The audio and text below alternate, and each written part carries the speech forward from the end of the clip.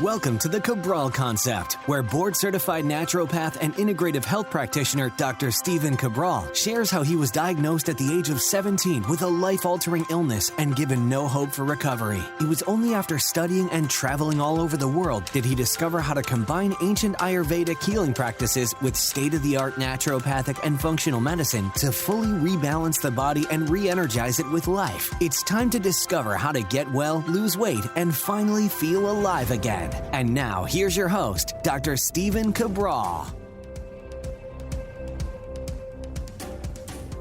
Hi, everyone. Welcome back to our Total Wellness Tuesday episode. We are getting into episode 1957. So if you are looking for all of the research today, all of the different statistics, and really going deeper on these particular 7 deadly sins that speed up aging, I will link all of those up at stephencabral.com/1957. So I'm excited to bring you this episode because I have not been doing as much in the anti-aging based realm in terms of podcasts. So I want to bring a little bit of that information back because a lot of times when we look at Alzheimer's, we look at dementia, we look at mortality in general, we are oftentimes trying to find the silver bullet, right? So we're looking at the latest and greatest nutritional supplement. We're looking at some type of gene editing like CRISPR.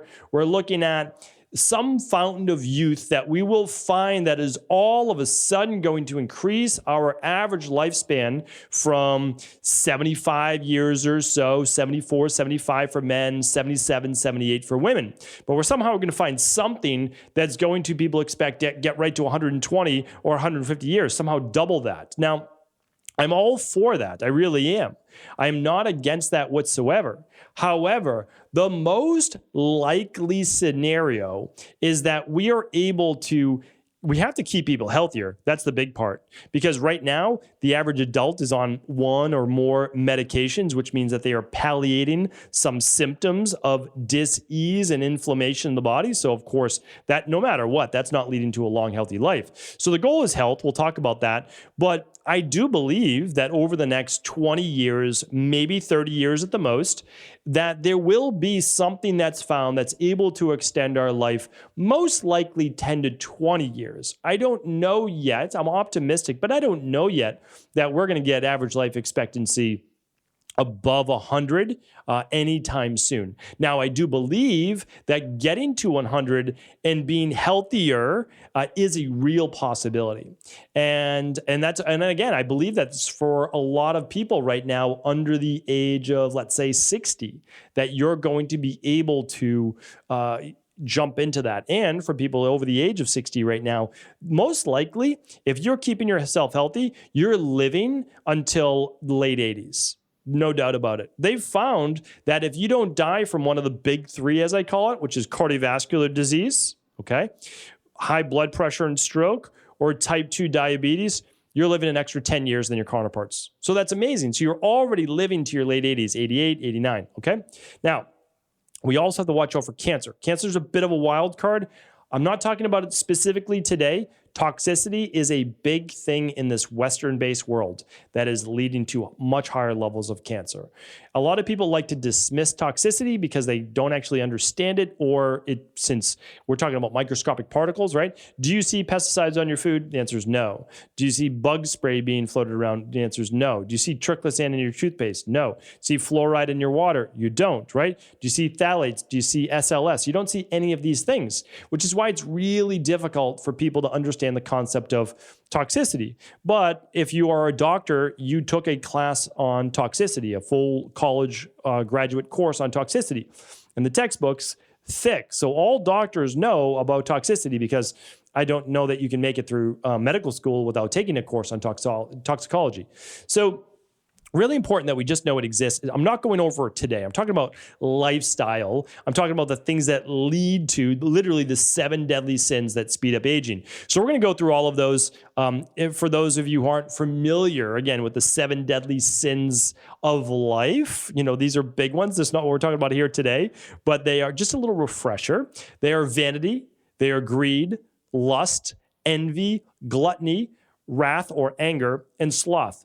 So when we look at those, The reason why I name them, I want you to actually look at them a bit as we're moving into the 7 deadly sins that speed up aging, because there are some correlations, meaning like living a good, healthy life as a human. Well, you don't want to be overly embodied in vanity. You don't want to be overly greedy, overly lustful. You don't want to be envious. You don't want to be gluttonous.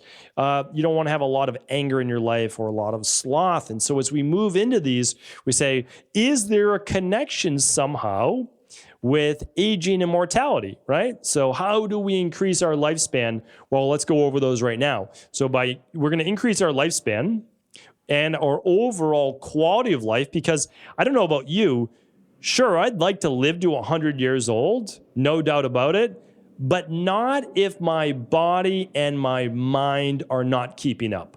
So if I am an onlooker on life, but not a participator in life because of debilitating health conditions, I don't think I'm interested in that. That's just me personally, okay? Your philosophy could be totally different, and I respect that. But I want to be able to, at 100 years old, play with my great-grandchildren, right? So that's really important. That's how I look at it. Would it be great-grandchildren or great-great-grandchildren? Something like that. It just depends, I guess, how old your kids are when they have kids.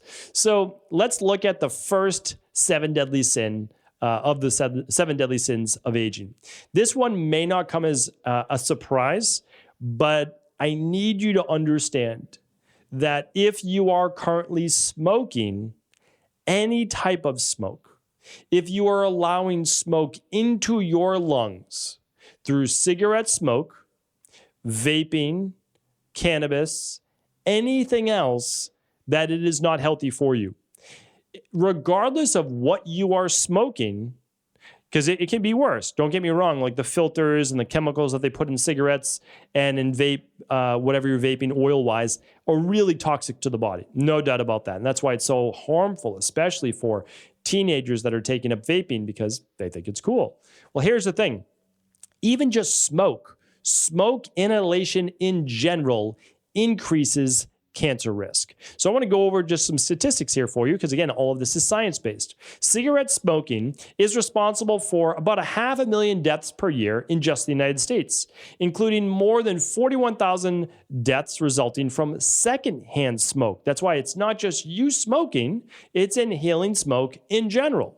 This is about 1 in 5 deaths annually, or 1,300 deaths every single day. And on average, smokers die 10 years younger than non-smokers, which means they are dying typically in their 60s, not even in their 70s, which is really too bad. And the reason is that smoking causes all sorts of issues besides COPD. It causes cardiovascular issues, causes strokes, causes vascular issues in general, inflammation in the body, etc. So really important that if you do smoke, try every way possible in order to stop. Again, I'm not going to give you all the different recommendations. See what may work for you. Do everything possible to stop smoking. All right, number 2 is alcohol. This certainly is not going to make me the most popular naturopath out there, but I want to share it with you as this, because we can have a little bit of alcohol and it's not going to lead to its detrimental effects. But let me share with you what does. So analyzing, this is all from PubMed, and I'm going to link it up. Analyzing data from more than 400,000 people from ages 18 to 85, researchers found that consuming 1 to 2 drinks 4 or more times per week. So let's look at that. That's 4 to 8 drinks a week, which is deemed healthy by the current guidelines. And I went over this, that the USDA guidelines, even though the panel of doctors they put together said you cannot recommend alcohol anymore as something for health for you, they disregarded it. Why? Well, of course, the government is sponsored by big corporations and alcohol. So even the guidelines alone show you right now the increase for premature death goes up by 20% compared with 3 drinks or less per week. All right. And then again, I've given you these stats for years. Go way back on the Cabral concept on our Friday reviews. I've told you before, 3 drinks per week. That's it. It's not 1 a day. That's old. That's like when doctors used to tell you that, the majority of doctors, like 9 out of 10 doctors, choose Camels, right? Cigarettes, and all those different ads back in the day. And why doctors used to die in their mid to late 50s, stress, smoking, alcohol, right? We know that. So really, really important. And there's all sorts of books on that as well. But this isn't to put down doctors, of course, because we need our doctors. But what it just goes to show you, though, is that the medical system, the conventional medicine system, and the USDA and big food and all that, it's all bought and paid for by big corporations. I mean, it really is. You're literally putting something that could kill you in your body if your body didn't detoxify it, right? So like, I don't want to go overboard saying there's all these health benefits for alcohol, because any health benefit you can get from alcohol, you could get from something else. So like your relaxation response from alcohol, yes, it can do that. However, you could get that from exercise, from meditation, from doing a sauna, from having a great conversation with friends, like a lot of other things. But again, 3 drinks per week. And I'm not saying that I don't, I drink, just not often, right? So I'll have a drink. And again, you don't need to mimic what I do, but certainly 3 drinks per week maximum. It really is that. And there's more statistics. A new study that has revealed that non-drinkers are more likely, a new study reveals that drinking even any type of alcohol leads to an earlier death, 7% more likely to die or get cancer than those who enjoyed, again, up to 3 glasses a week. So 3 glasses seems to be that, again, I've spoken about that before, 2 drinks or so for women to maybe 3, and 3 or so for men. And that's simply most likely a processing issue, meaning size-wise of the human body. And then people hospitalized with alcohol, so an alcoholic or alcohol-based disorder, actually only have a life expectancy of 47 to 53 years old for men and 50 to 58 for women, and died 24 to 28 years earlier than people in general population. So again, if you know someone with an alcohol issue, I do recommend doing your best to help them, of course, get help. And I know it's a complicated situation, and I'm not making light of it, but this is very, very important for their overall health. Okay, number 3 is obesity. All right, obesity, again, characterized by a BMI over 29. So I'm going to give you the exact readout from PubMed. Again, these are all published studies, but then I want to give you a chance to explain why. Okay, so with obesity, other diseases associated with obesity result from the metabolic consequences of enlarged fat cells. Diabetes, gallbladder stones, high blood pressure, liver disease, coronary artery disease leading to heart attacks, cerebrovascular disease, certain types of cancer, and infertility can all be traced, in part at least, to increased secretion of inflammatory and coagulation molecules from adipocytes. Adipocytes are simply fat cells. Finally, obesity also increases overall mortality. And we saw that. Again, during the pandemic, we know that the minimum, this is the smallest statistic, that people that were obese, their chance of dying from that particular virus went up by over 48%. So again, my goal for people is to help them to get to their healthy body weight, not someone else's, not your friends, not your siblings, not your mom's, your healthy body weight. That's the goal. So I just want you to understand that obesity, people don't die from obesity. They die from the complications of obesity typically. So that's the heart disease, the heart attacks, the strokes, the high blood pressure, the blood sugar dysregulation, cancer, et cetera, okay? Or even a virus. So really, really important to look at that one. So the next one is a Western-based diet. What does that mean? Well, there's 3 main things from a Western-based diet. All right, so no doubt about it that the vegetable oils that we use that are heated and cooked with, such as the biggest ones are like soybean oil, canola oil, those types are really inflammatory, really bad for us. Now, again, there's all sorts of studies on benefits of polyunsaturated fats, but there are not benefits of polyunsaturated fats when you heat them and oxidize them. They become highly inflammatory. However, when looking at research and studies, because again, I want to stay unbiased, and I can find issues with carbohydrates, with processed carbohydrates, oxidized fat. But one of the bigger issues they're finding with the Western-based diet is that it's very high in protein. Okay, it's much higher in protein than the longest lived individuals. And again, it's because it increases chances for cancer and a lot of other issues. Higher calories in a Western-based diet. They found that in general, if you simply eat less you are most likely going to live longer. And the last is high sodium. Again, I am a big believer in good, high quality sea salt, Celtic salt, Himalayan pink salt, Redmond's real salt, rock salt like in Ayurveda. However, it needs to be balanced with potassium. And how many high potassium foods are people eating in a Western-based diet? Well, very, very little. They're not eating their greens. They're not eating a lot of high potassium-based foods, okay? So again, it's really all about balance. And when we look at that, it's just so detrimental because, again, it leads to those big three causes of mortality plus cancer. I have all sorts of nutrition-based podcasts, and I will link up my nutrition category on the foundation of all diets. How to hedge all of your bets for nutrition. Should it be high fat? Should it be high carb? Should it be high protein? Should it be low fat, high carb? And I give you a foundational based diet. So we'll link that up as well as a place to start. Doesn't need to be a place to finish, but certainly a place to start. All right, number 5 on our 7 deadly sins is a sedentary lifestyle. You might say, well, I don't really have time to exercise. I don't really have time to go to the gym. I don't have time to work out my basement. I don't have time to work out first thing in the morning. I don't have time to get in 10,000 steps per day. I get it. I understand. Listen, we're all busy. I've got a family. I run multiple companies. I've got a big team. I've got lots of messages that I have to answer every single day. A lot of responsibilities, just like you. However, when we do not make the time, our body doesn't necessarily give us a free pass. And that's simply what I want to share with you here today. So here's a little research for you. The researchers found that participants with the greatest total sedentary time, so during a day and during a lifetime, had a 52% increased risk of dying from cancer compared to those who had the least sedentary time. 2 million deaths every year are attributable to physical inactivity. The preliminary findings from the World Health Organization study on risk factors suggest that a sedentary lifestyle is one of the 10 leading causes of death and disability in the world.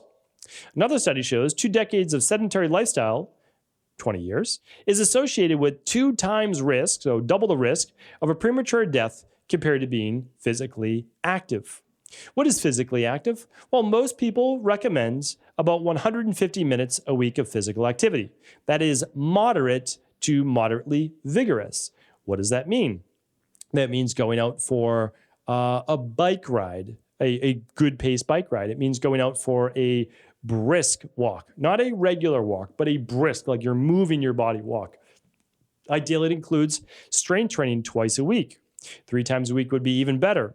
No need to do 4 unless you really love lifting weights.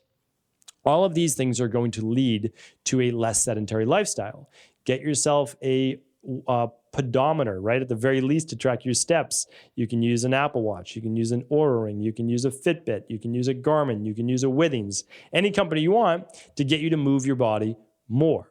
So the goal here, again, 150 minutes. You might say, well, that sounds like so many minutes. It may seem that way. I mean, really, I get it. I understand that. But really, what we're looking at is 2.5 hours a week. So 2.5 hours a week, it's a lot if you're trying to get it done in 1 or 2 days. The goal is 40 minutes, and it doesn't have to be all at once, 4 times a week, 35 minutes, right? 4 times a week. Or you can look at it in many different ways, right? You can look at it 3 times a week times 50 minutes. So the goal for you, though, is to get that body moving Monday, Wednesday, Friday, or Tuesday, Thursday, Friday, Saturday, or if you're more of a weekend person, Saturday, Sunday, and a Wednesday at the very least, and that's 3 50-minute workouts. And it'd be as simple as doing 25 minutes of weights and 25 minutes of cardio. And it's a way to get it done. Now, again, there's no time like the present. So if you haven't been doing it, start to get into it now. All right, number 6 is this, loneliness and depression. And I know there are so many mitigating stances around this, but just know that a review of research found that loneliness, or even just the feeling of being lonely, social isolation, and living alone were risk factors for early mortality with an increased likelihood of death ranging from 26 to 32% more or more likely. So again, this is really important that we look at these factors, that we help people with lower mood, with clinical depression, and really, again, now that we are coming back out into the world, that we start to commune as human beings. Human beings need touch. They need interaction with one another. We are meant to have that, without a doubt. I mean, we see that across the entire animal kingdom of what happens when animals are separated from their tribe, their partners, etc. So really important to look at that, we as humans as well. Now, the last one might seem as kind of a shock on the 7 deadly sins, since I'm always talking about you are not your genetics. However, genetics do matter, right? Genetics matter for overall longevity. There are some people who live a life that really goes against all of these. They drink, they smoke, they're overweight, they have a larger waist to hip ratio, they're sedentary, they eat McDonald's and drink soda every single day, and yet they still live to 90 years old. How is that possible? Well, genetics are a very powerful thing, right? However, even if you don't have the best genetics in the world, I work with many people whose parents died in their mid to late 60s, and so did their grandparents, yet they are living past those years. They have the same genetics. They don't have those longevity-based genes, but what are they doing differently? Well, they are not following the Western-based diet. They are not sedentary. They are not lonely and depressed. They are not overweight. They do not drink very much alcohol, and they don't smoke. So you can overcome those genetics. And I do now people go overboard with genetics though as well, because you don't always know your genetic expression, right? So you don't need to take a million different nutritional supplements. I don't recommend that. I recommend taking a good base of nutritional supplements that make sure that if you have methylation issues, SOD issues, COMT issues, any type of issues with your genes, that they're pretty much balanced with a good methylated B vitamin, that you get your vitamin C in, that you get your vitamin D in, that you get your little bit of vitamin E, that you get all these nutrients on a daily basis. Not a mass amount, but a good dose of that. That's why, again, you don't have to do exactly what I do. I don't have the best genetics, though. I just want to share that with you, right? It's not those genes. I've got a lot of histamine issues. I've got a lot of inflammation issues. I've got autoimmune issues. There's no doubt about that. And I don't have any of those things anymore, which is great, right? But they're in my genes. So I do something like the daily foundational protocol every single day. That's over at equi.life, equi.life. You don't even have to get it. What you can do is you can look at what it is and you can decide, hey, if it's the right for you, or you might choose a different company. That's fantastic as well. I have no issues with that. You just want to look at what that entails, since that's the majority of what people are using inside of our private practice. But at the very least, I want to share with you this. Most people need a good methylated activated multivitamin, right? Or use something like the daily nutritional support. Not a high dose, just to make sure you get all those B's, C's, and everything that you need for the day. Need a little bit of vitamin D unless you're maintaining a year-round tan. And you most likely need a good omega-3. Okay, you need one that's higher in EPA than DHA. I use the omega-3 support. And you want one that's triglyceride bound and that isn't oxidized and comes from wild-based fish. Really, really important, because if you can do one thing to help balance the cardiovascular, the blood pressure, all of these things, again, we're saying we support healthy levels of cardiovascular function, healthy levels of blood sugar, healthy levels of blood pressure. Well, omega-3s have been clinically proven to do that. So much so that the conventional medicine and pharmaceuticals wanted to get into it, and now they're patenting certain forms of omega-3s that, of course, don't recommend you use, because you can get it from nature. So all of these things, again, can be supported. And I truly believe that if you're following these 7, you don't have to be perfect. Be pretty good, right? Listen to our Mindset and Motivation Monday podcast this week, episode 1956, for how you can bounce back if you ever fall off the wagon. But this will help you, again, give you your best chances to living that long, healthy life. And also waiting then for state-of-the-art medicine to catch up and be able to extend lifespan for another 10, 20, maybe even 30 years in our lifetime. So hopefully this was helpful. Please do feel free to pass this show along to anybody else you believe it could serve. Take care, everyone. Have an amazing day. Thanks so much for tuning in today. You know, I appreciate it. I truly do. And right now, going on over at Equilife, we have an amazing offer. We are literally giving away one of our most popular products, and that is the Advanced Collagen Support. This is one of the only collagen products actually backed up by science. That means there are 3 patented ingredients. One of them is called Fortigel, the other one Tendoactive, and the last one Mobily. These are all used to clinically support your muscles, your skin, your nails, and your hair. That means after these products were created, they went through actual scientific research and were proven to improve the anti-aging based processes that naturally happen in our body, but after the age of about 25 to 30 years old, they start to go downhill a little bit each and every year by percentages. Well, those percentages add up. And that's why when you use a product that's backed by clinical science like advanced collagen support, you get to take back those anti-aging based qualities about your body.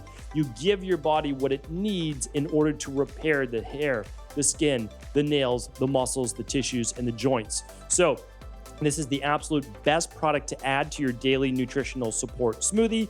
You take the complete protein, which is the daily nutritional support, all your vitamins, all your minerals, and then you add in your advanced collagen support. Now, if you choose not to do it that way, that's okay. You can add advanced collagen support to your favorite tea, your favorite coffee, your oatmeal, because it mixes instantly. So get your free bottle. This is an amazing $59 value. So you get it completely free over at equi.life. That's EQUI.LIFE. Yours free on all qualifying purchases this week while supplies last. Take care.